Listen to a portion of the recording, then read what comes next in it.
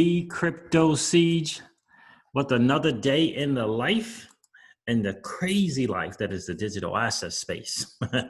Good morning. Happy Tuesday. Yep, I believe it is Tuesday. Happy Tuesday to you. Mr. Brian Brooks is making some noise.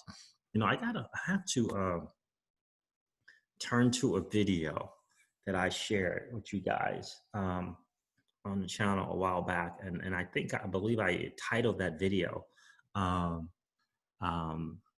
Pit Bull." Brian Brooks, the pit bull, has been let loose. Has been allowed to run amok. I tell you, Brian Brooks, from the acting comptroller of the currency at the OCC, is making noise. He is making moves. He is shouting from the rooftops what he is looking to do from the rooftops. He really is. And I gotta tell you, it's been a great conference. They had the conference at Unitize and sponsored by Bybit, and had a lot of great speakers at that event. I think the event went from July 6th to July 10th. And I'm going to share with you something from Brian Brooks when he was speaking at the virtual conference. And I have to tell you, I was right when I did that video about the pit bull. The pit bull is loose because Brian Brooks is going to get it done.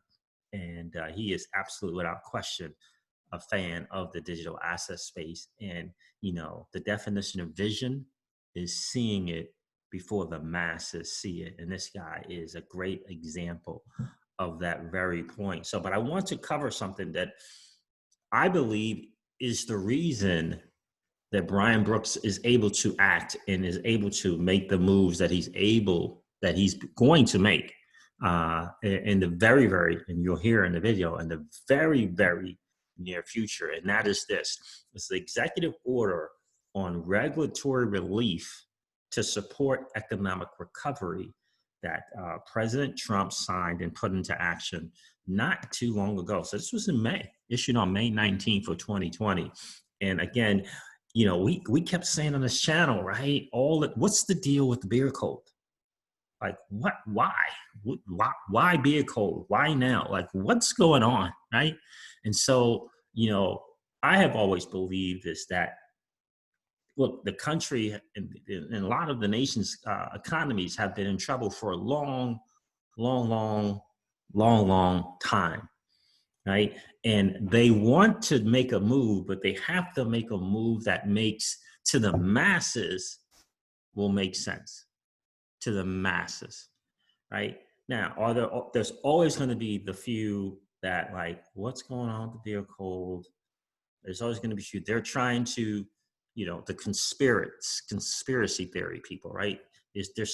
They're looking for a cat. They're looking for something that, we want to be controlled, all that other kind of stuff, right? In the end, for me, this beer cold has always been about how can we pivot and transition to a new financial system. Let us not forget that President Trump signed the Executive Order 13772 years back, where Mnuchin and a fellow employee put it together, and President Donald Trump signed this executive order about a new financial system, right? And by the way, guys, do me a favor and smash a like, smash the subscribe if you're enjoying the channel. Don't forget to follow me on the podcast world. If you happen to be in the car riding along, you can't watch the video. I'm on all the major podcasts, whether it be Stitcher, whether it be iTunes, whether it be Spotify. You can definitely find me there. It's The Crypto Siege. So the word "the" and Crypto Siege is one word, and Siege is CEEJ. The Crypto Siege, for sure. And also, if you'd like to follow me on Twitter, if you guys hang out on the Twitter world, it's crypto_siege. So guys, so the Executive Order 13772 is a new financial system. President Trump signed it, put together by Mnuchin and a fellow employee. Mentions Ripple, the company, in the new financial system. Why mention Ripple? In any case, I believe it mentioned them twice in that thing. I know for sure that it mentioned them once. Now this new executive order on the regulatory relief, they're saying that the need for regulatory relief is to support this economic recovery, right, caused by the beer code.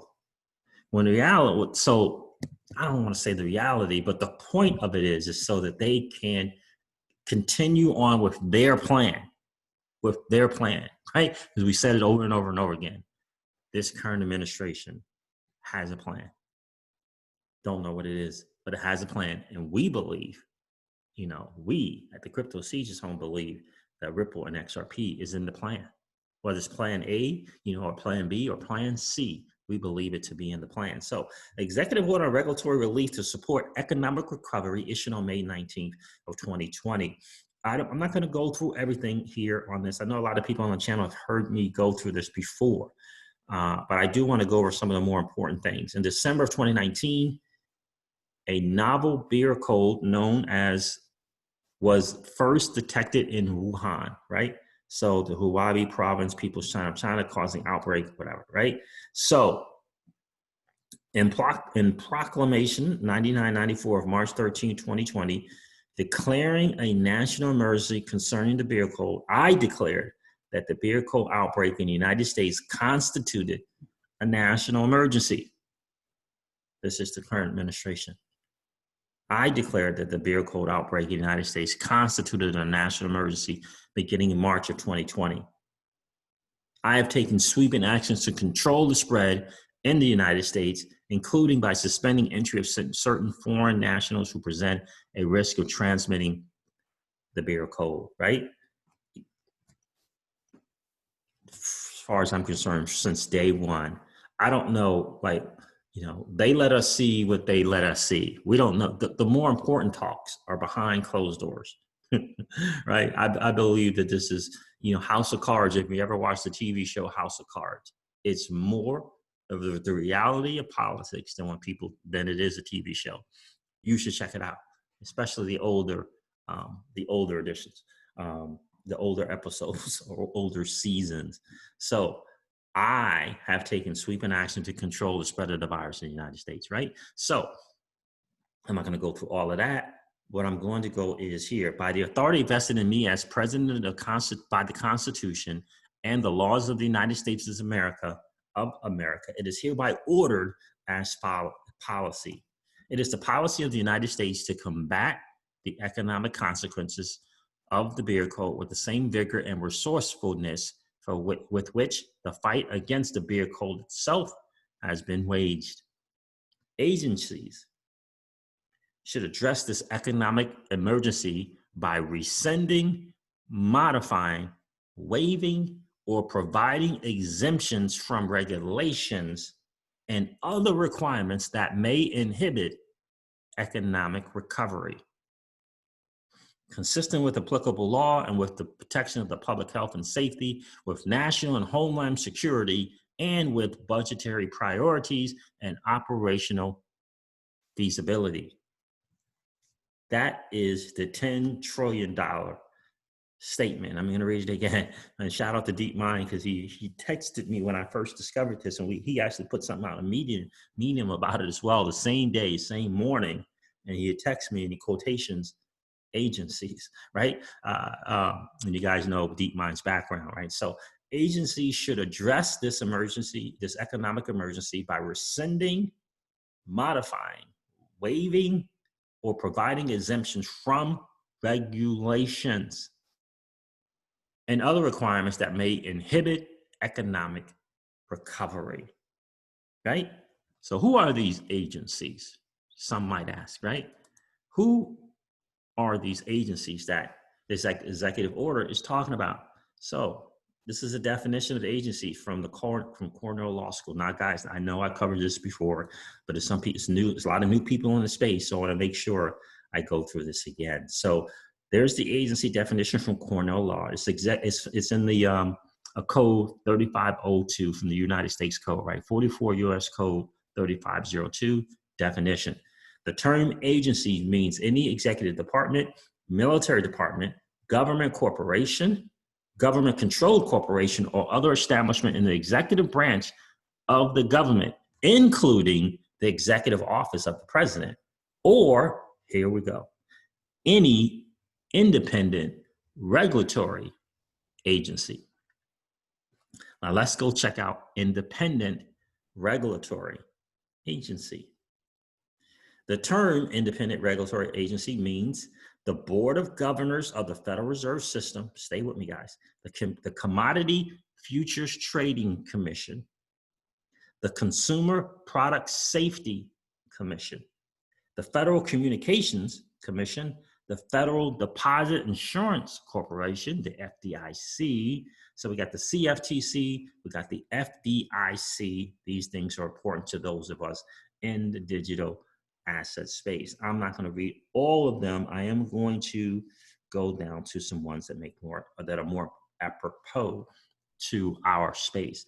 The Occupational Safety and Health Review Commission, the Postal Regulatory Commission, very important, the Securities and Exchange Commission, the SEC, the Bureau of Consumer Financial Protection. We all know about the article from the CFPB, right? The Commission, the Bureau of the Consumer Financial Protection, the Office of the Financial Research, here's the most important one, I believe, and the Office of the Comptroller of the Currency, the OCC, where it just happens, Brian Brooks just recently left the legal counsel from Coinbase and moved it to the Office of the Comptroller. Office of the Comptroller of the Currency is now the acting, right? He's now the acting head at the Office of the Comptroller of the Currency. Brian Brooks, the pit bull. When a dude gets a hold of something, he is not letting it go. And I'm going to share with you an example of that very thing. Listen to the manner in which this dude speaks, like a pit bull. Like, again, when he holds on to something, he doesn't let it go. Let me see if I can find it for you guys. So the agencies that are most important, again, guys, the SEC now has a regulatory, has a, what is the word I want to use? The SEC, the Consumer Financial Protection Bureau, the OCC, they have the shackles of regulation has been loosened. The burdens, the chains, anything that's holding them back to do things that might be necessary to get the economy going, it's been released. They've been let loose. And this is so very, very important to know for us in the digital asset space involving these banks and financial institutions who were uncomfortable in moving forward in this digital asset space because of regulatory concern. Right? So let's check out Brian Brooks here. Let's see. Now this is on, there's a channel called San Francisco Blockchain Week, and who put this out on YouTube. It's absolutely very, very good. Let me share this with you guys.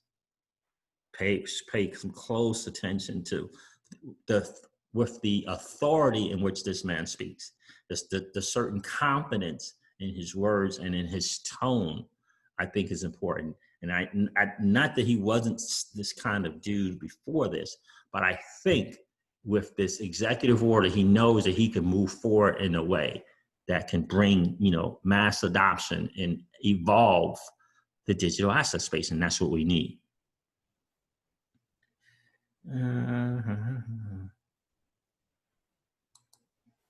Really excited to have you join us today. So how did you find yourself really as the acting comptroller of the currency?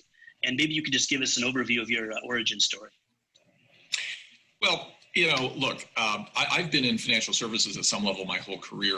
And one thing I've seen just in the course of my kind of professional lifetime is over time, consumer preferences change and then technology changes, and then eventually institutions have to change with it or die. And so, having come out of a normal banking legal practice long ago, I found myself at one point running a bank, and then I found myself investing in fintech companies. And then I discovered crypto, all of which is about sort of the evolution toward the future, right? And so these are some very, very important points that he's made. First of all, he's pointing to the fact that, look, if you don't pivot, right, as we like to say in our business, if you don't pivot and move forward, you're going to be swept away. You will become insignificant. And what this guy realizes, Mr. Brooks realizes, is that in the financial world, especially in the banking system, they tend to move slow. They tend to be to get into this fat, dumb, and happy mode. But he recognizes that in the 21st century, with this digital asset space, that is not the time. This is not the time to be fat, dumb, and happy. It's about evolving and moving on. And I think what's most important to note as well is this guy, Brian Brooks, and Mnuchin have a history together, working together in the banking system. You know, banks have been our financial intermediaries for hundreds and hundreds of years, but they weren't created the way they are now, and they don't have to be the way they are now forever. So the way I would talk about crypto is really about the future of money. Money transacts through a financial services system that I regulate, and the historical way we had a financial services system was through banks. One of the things I'm really focused on here, and I know we'll talk more about that, is the idea that, you know, banks and the concept of what a bank is has to evolve to meet the times. It's so very important that this guy gets that. And again, this guy he oversees all of the banks. And with him, with his point of view and perspective on what needs to take place in the banking system, he just said that crypto is the future money.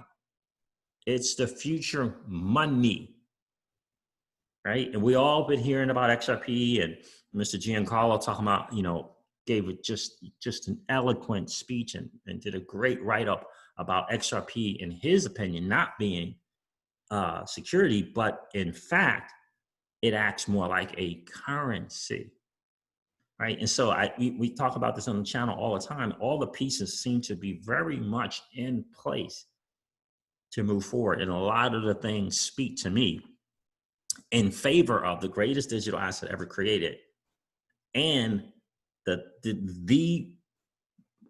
fintech company right now in digital assets and Ripple.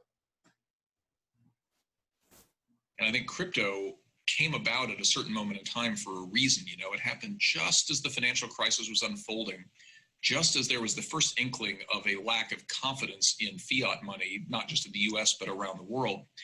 And while the great news is that the US economy remains strong and that the US dollar remains kind of the central reserve currency of the world, there are more reasons than ever to believe that money has to evolve in a bunch of different ways. That's what crypto is all about. So I've been working on the evolution of financial services my whole career. Crypto was kind of the apotheosis of that. And the fact that now I get to sort of oversee the system that one day will include crypto is pretty exciting for me. I get to oversee the system that will one day include crypto. That's some pretty powerful words. I get to oversee the system that will one day include crypto. Money is going to evolve, and crypto is that new evolution, right? So we talk about this on the channel all the time, right? A new asset class, and it is called the digital asset space. Hugely, hugely important that this guy sees that and has the vision again to put it into place. Brian, that's fantastic. You know, for at least the past 2 years that I've been at the Blockchain Association, obviously regulatory issues have been on the front lines, and we've heard a lot about the SEC and the CFTC, and also FinCEN, but it wasn't really until you showed up at the OCC that people started talking about it. And I think the point you made about banks needing to evolve is very important. But can you kind of talk maybe a little bit more specifically about some of the ways that crypto companies can interact with your agency and what powers you have over crypto? So Kristen, first of all, remember the good thing about crypto is nobody has power over it. That's the whole point of crypto. I know that's why we're all here, and I respect that fact a lot.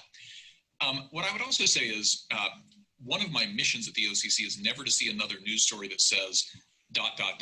an obscure regulatory agency, the Office of the Controller of the Currency. So you all can help me dispel that idea. The way that the OCC works in the ecosystem and the way that crypto companies will eventually come to work with us, I think, is we are the chartering agency for banks. None of the other agencies that you mentioned charter companies. They certainly don't charter banks, which are the central way that value is exchanged in our society. And so if what crypto aspires to be is an alternative way of transmitting value across networks versus through centralized banks, that has to start someplace. It has to start with the real world that exists today, and that's the banking system. So I think over the next few weeks and few months, the OCC is going to start speaking to crypto in some very direct ways, starting with the simple and evolving into more complex ideas. Over the next few weeks and coming months. Let me play that again. Hold on, let me do. The OCC is never to see another news story that says ... an obscure regulatory agency, the Office of the Controller of the Currency. So you all can help me dispel that idea. The way that the OCC works in the ecosystem and the way that crypto companies will eventually come to work with us, I think, is we are the chartering agency for banks. None of the other agencies that other crypto companies will come to work with us. Other cryptocurrencies will come to work with us. I mean, he is laying it all out, what is going to happen. This guy is saying, I am pro crypto firms. I am pro allowing crypto firms, if you will, to act as in a manner like banks. This dude is the acting, head of the comptroller of the Office of the Currency. Office of the Comptroller of the Currency. This dude, again, Pitbull. that you mentioned charter companies. They certainly don't charter banks, which are the central way that value is exchanged in our society. And so if what crypto aspires to be is an alternative way of transmitting value across networks versus through centralized banks, that has to start someplace. It has to start with the real world that exists today, and that's the banking system. So I think over the next few weeks and few months, the OCC is going to start speaking to crypto in some very direct ways, starting with the simple and evolving into more complex ideas. We're going to have to say, for example, what we think about national banks being able to custody crypto assets, because as you know, people who hold crypto, especially people who hold large amounts of crypto, want it custodied in a way that's safe and secure. Right. So, and listen, this guy gets it, right? So one of the first things he's going to allow, if you will, one of the first issues or points that he is going to address are these banks, big banks especially, in being able to custody crypto, because he gets that the vast majority of people are not want to deal with Ledger Nano X and Ledger Nano S and LEPOW or Trezor. The vast majority of people, the masses aren't going to want to do that. We are early in this space. And so we've gone through, right? We've gone through all the madness of dealing with, 400 word Bitcoin addresses and XRP addresses. And we've gone through, having to store and keep and protect seed phrases and backup phrases, right? We've gone through all that, but the masses, in order to move forward, the masses are not going to want to deal with that. And he believes, obviously, some banks are going to play a role in how that is done. As for us that are early, we are still going to want some certain things, right? We're still going to want, to hold our own private keys, right? And so these are some issues that will have to be worked out. And so we'll pay attention to the moves, but this is a great thing, going to, this point of banks being able to custody these assets, right? Because again, 7, 8 out of 10 people are not going to want to deal with that Ledger Nano S, right? And so it's very, very important. They don't want their private keys stolen. Historically, banks have been the most important custodian for other assets. So what do we think about that activity for crypto? There's a huge issue around digitized dollars. This has been a subject of central bank research in England and China and elsewhere for several years now. The US has had a pilot sort of a study on central bank digital currency for a while. The question is, what role should the banking system play with digitized dollars? Should, for example, banks be able to run the reserve accounts for stablecoin projects? Should banks be able to accept deposits in stablecoin? Should banks be able to accept payments of obligations and say, well, these are all things that I have to speak to because, as you said at the outset, I have to administer the national banking system. And then you get to the really interesting questions, like for the other crypto tokens, for Bitcoin and other things that aren't stable value instruments, what are those things? Are they money? Do they have characteristics of money? Are they kind of like foreign exchange? When banks have a statutory power to deal in foreign exchange, would that include Bitcoin as something banks can deal in?